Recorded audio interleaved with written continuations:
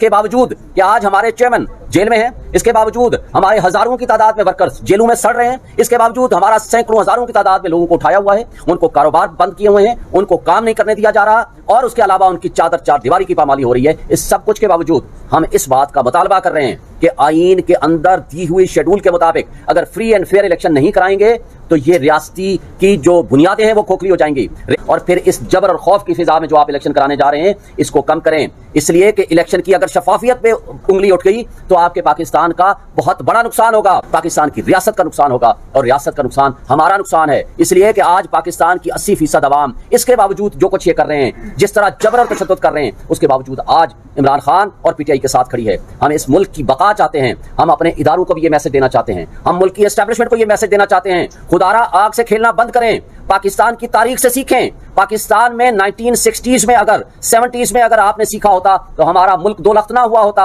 आज हम इकट्ठे बैठे होते। आप किसी की दुश्मनी और किसी एक बंदे की अना के खिलाफ, एक बंदे की दुश्मनी में इतना आगे ना चले जाएं जो कि आपने माजी में 16 महीने ये एडवेंचर करके देख लिया कि जिस वक्त आपके 24 बिलियन डॉलर आपके रिजर्व थे, आज आपके मांगे तांगे के 4 बिलियन डॉलर हैं। जिस वक्त आपकी चलता हुआ मुल्क बेहतरीन 6.1% जीडीपी थी, आज आपका 0.3% है और आगे नेगेटिव हो जाएगी। जब आपका डॉलर 170-178 के दरमियान फ्लक्चुएट करता था, आज आपका 320 में नहीं मिल रहा। ये मुल्क को गैर यकीनी कैफियत से निकालें। आपके लिए रियासत इंपॉर्टेंट होनी चाहिए, अवाम इंपॉर्टेंट है। और अगर जिस तरह की बेरोजगारी बढ़ रही है, जिस तरह महंगाई 12% से उठा करके आपने 38% पे पहुंचा दी है और ये आगे 38 तक नहीं रहेगी, ये 78% पे जाएगी। लोगों के पास खाने को पैसे नहीं है, लोगों को आपने किस चक्रों में डाल दिया है। और आज केयर टेकर जो सो कार्ड बैठे हुए हैं, क्या ये केयर टेकर या ये निगरान गैर जानबदार कहलाने के काबिल हैं कि जो सारे टारगेट कर रहे हैं, पूरी पुलिस, पूरी लॉ एनफोर्समेंट एजेंसीज, किसी तरीके से इमरान को और पीटीआई को हम क्रश कर सकें। लेकिन लोगों के दिलों से मोहब्बतें कैसे निकालोगे? आपने वो रेफरेंडम देख लिया पिशावर का, आपने वो रेफरेंडम हवेलियां का देख लिया, उस वक्त इमरान खान साहब जेल में थे। इस सब कुछ के बावजूद अगर लोग इमरान से मोहब्बत कर रहे हैं, लोग आपकी इन हरकतों के से नफरत करने लगे हैं और नफरत का इजहार वोट के टाइम पे होगा।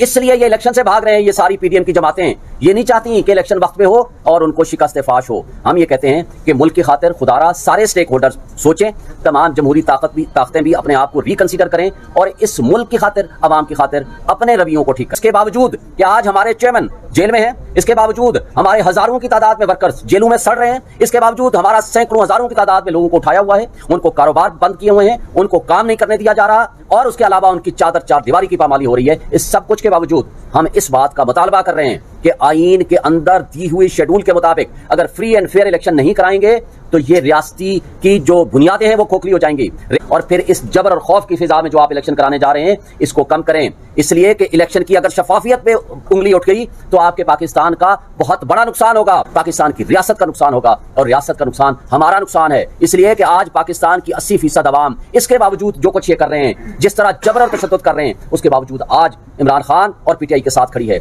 हम इस मुल्क की बका चाहते हैं, हम अपने इदारों को भी ये मैसेज देना चाहते हैं, हम मुल्क की एस्टैब्लिशमेंट को ये मैसेज देना चाहते हैं, खुदारा आग से खेलना बंद करें, पाकिस्तान की तारीख से सीखें। पाकिस्तान में 1960s में अगर 70s में अगर आपने सीखा होता तो हमारा मुल्क दो लख्त ना हुआ होता, आज हम इकट्ठे बैठे होते। आप किसी की दुश्मनी और किसी एक बंदे की अना के खिलाफ, एक बंदे की दुश्मनी में इतना आगे ना चले जाएं जो कि आपने माजी में 16 महीने ये एडवेंचर करके देख लिया कि जिस वक्त आपके 24 बिलियन डॉलर आपके रिजर्व थे, आज आपके मांगे तांगे के 4 बिलियन डॉलर हैं। जिस वक्त आपकी चलता हुआ मुल्क बेहतरीन 6.1% जीडीपी थी, आज आपका 0.3% है और आगे नेगेटिव हो जाएगी। जब आपका डॉलर 170-178 के दरमियान फ्लक्चुएट करता था, आज आपका 320 में नहीं मिल रहा। ये मुल्क को गैर यकीनी कैफियत से निकालें। आपके लिए रियासत इंपॉर्टेंट होनी चाहिए, अवाम इंपॉर्टेंट है। और अगर जिस तरह की बेरोजगारी बढ़ रही है, जिस तरह महंगाई 12% से उठा करके आपने 38% पे पहुंचा दी है और ये आगे 38 तक नहीं रहेगी, ये 78% पे जाएगी। लोगों के पास खाने को पैसे नहीं है, लोगों को आपने किस चक्रों में डाल दिया है। और आज केयर टेकर जो सो कार्ड बैठे हुए हैं, क्या ये केयर टेकर या ये निगरान गैर जानबदार कहलाने के काबिल हैं कि जो सारे टारगेट कर रहे हैं, पूरी पुलिस, पूरी लॉ एनफोर्समेंट एजेंसीज, किसी तरीके से इमरान को और पीटीआई को हम क्रश कर सकें। लेकिन लोगों के दिलों से मोहब्बतें कैसे निकालोगे? आपने वो रेफरेंडम देख लिया पिशावर का, आपने वो रेफरेंडम हवेलियां का देख लिया, उस वक्त इमरान खान साहब जेल में थे। इस सब कुछ के बावजूद अगर लोग इमरान से मोहब्बत कर रहे हैं, लोग आपकी इन हरकतों के से नफरत करने लगे हैं और नफरत का इजहार वोट के टाइम पे होगा।